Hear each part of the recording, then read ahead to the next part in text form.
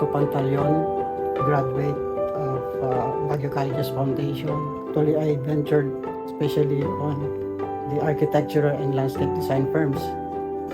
In 1992, I was involved and hired by this landscape design firm.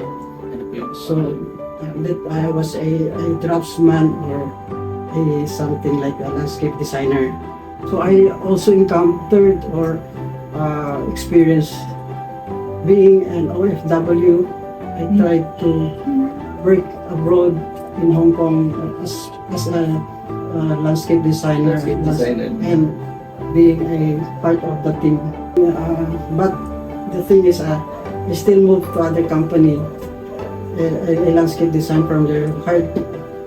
Hinugot ako para doon. But the thing is, hindi ako nagtagal. My friends convinced me to put up a firm of our own. It is a landscape design firm, and primarily our client would be somewhere in China or Hong Kong or international. Bali, yun yung focus namin. That's why we introduce or we have this registered company, this Concept Dynamics International, plainly landscape design firm. Ang focus po namin dito. By the way, I am also a registered landscape architect by profession, so it's an opportunity as well to have this field. So tama po na 32 years na po kayo sa industry. Mag-graduate ako 1989, so 1992 officially nag-start ng job ko, and then from the present, yun na yung plan. So 32 years nga po yun. Mas matandaan rin ako.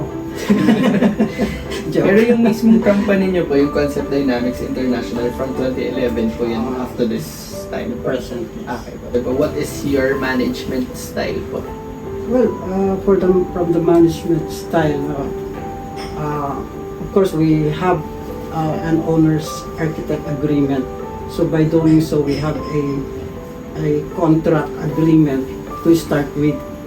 So doon yung pag-manage po namin ng mga projects na we should adapt whatever, kung ano yung content ng or scope of works. That's the thing that we could introduce or adapt sa company namin. Wala yung shortcut methods, wala yung way.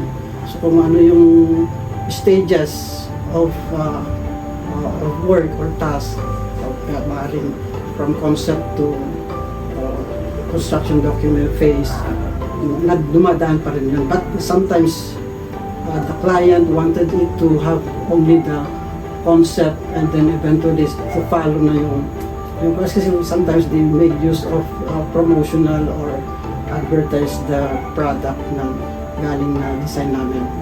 Bali, ilan po yung staff niyo po? Actually, nung nag-start po kami, we have 5 board members of the board, and we have hired 4 production staff during that time. So, yun yung one. But due to the demand noon, yun lang yung kaya namin i-provide para sa company. At sometimes we do outsourcing. Outsourcing. Yeah, outsourcing. At total, bali, yung 5 pa rin na existing, The board members. isa doon yung project engineer namin who is the estimator. We have a graphics designer as well na isa, and then production staff, plainly sa mga working drawings involved.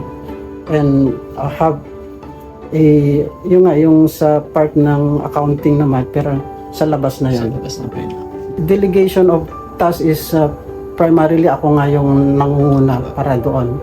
And then eventually I have trusted personnel kahit wala ako sa area, they can manage to do it by themselves. So yun yung tiwala na iniiwan sa kanila during time na may absent sometimes. So sila rin yung gumagawa ng mga, especially doon sa paggawa ng mga pag na-explain ko na yung mismong theme ng project, then they could go by themselves. Of course, andun pa rin po yung you have to inspire them, have a bonding during holidays or either weekend, sit together with them and have this man-to-man talk if ever, and then trying to talk to them what's other concerns, despite some of yung na-encounter din namin na hard times, hardships. Basically, socialization po Oo. and then emotional support po. Oo, yun. Okay. Let's... Exclude na din sa love life nila, whatever. Hindi na po kasi. So, Ito yung sigurado yung calling ko as a servant. You serve people and serve God by your profession and by itself. Inspiration from your family that will motivate you to go forth and have it push through with whatsoever hardship from hardship and blessings from the company. Tapos yung hindi mo maiwasan yung we have a parang personnel na matagal na sa'yo and then eventually nag-resign. So, isang factor din na parang mawalan ka ng isang malaking katiwalaan sa isang tao and then eventually mawala sa'yo. Parang part kasi ng family pagdating sa amin na huwag mo nang ituring na iba. Part ka ng family sa concept. Doon sa billings naman, when it comes sa billing, sometimes other clients expect mo na merong darating yung collection mo, but until such time na wala. So, kailangan mong gumawa ng maging ko. Kasi expected din as per date, may sinabit kang billings, collections, and then eventually wala. Wala kang nakita. Part of it yung parang nagiging negative side ko na. So positive naman, of course, when we have yung repeat clients, ika nga, sometimes others patapos ng isa, merong panibagong gagawin kapag pagawa. Siyempre, kasama pa rin yung contract agreement namin as per sa pagpapagkan. Of course, kasama na din sa mga OJT namin. Sometimes we have an OJT personnel with us or apprentice. So malaking bagay din para na ma-share din namin yung knowledge namin about these services, architectural and landscape.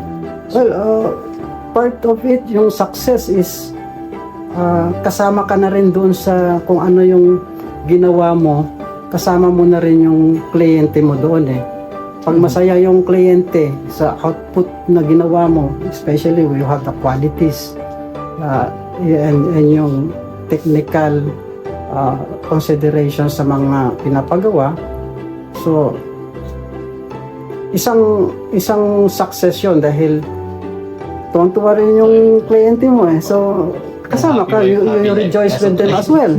So yung part of the yung success ng isang company. So kasama doon sa intangible things is such as yung contentment. Isa ring factor doon yan, yung contentment mismo. Okay, so kahit pa isa-isa yan, pero nagagarantiya ng isang successful task. Praise God for it. Most likely is very specific ako na doon ako kuwan sa bihasa, doon sa manual drafting, sketching.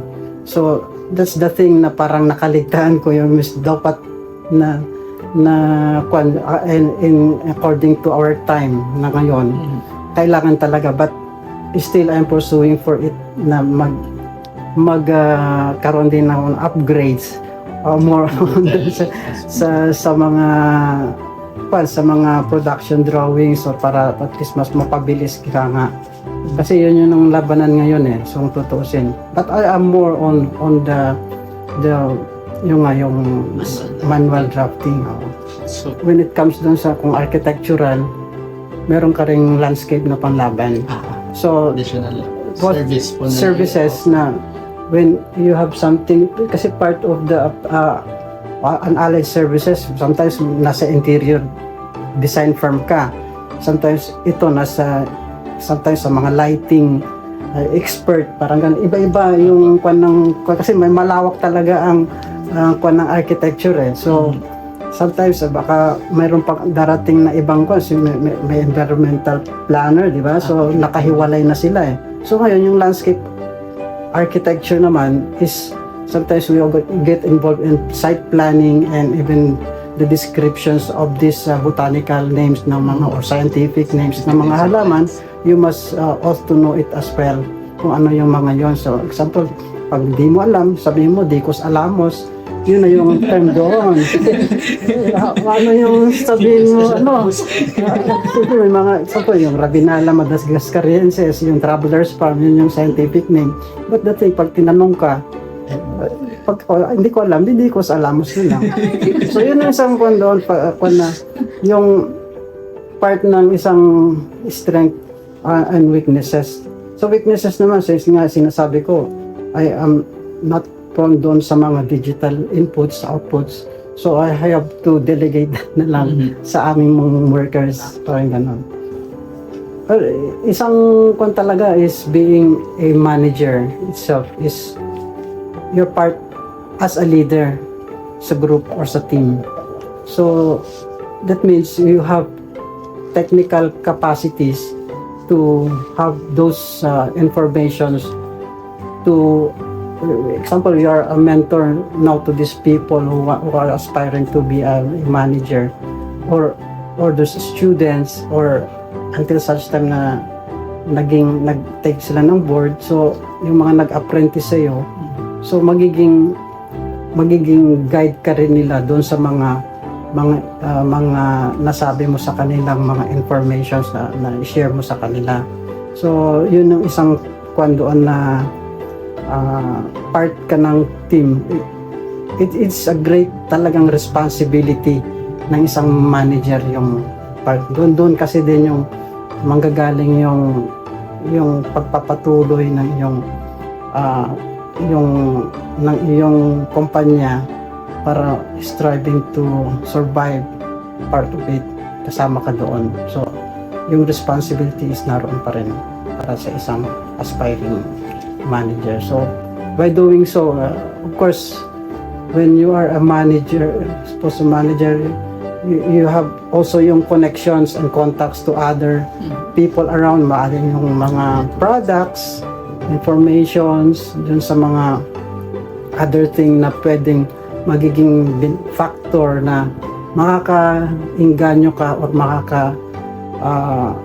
kuha ka ng isang proyekto to these people na na-meet mo in gatherings, in the associations, professional associations, means even sa UAP, pwede kang pumunta doon dahil makaka-gain ka ng other knowledge out from those conventions you attended to. Kasama doon yun yung constant na pag-aaral sa mga bagay-bagay na makakapag bigay ng tulong doon sa kumpanya nyo. Anyway, thank you and God bless din. Mabuhay po kayo sa darating pa as a future architect as well. Yun. Thank you so much po. Salamat.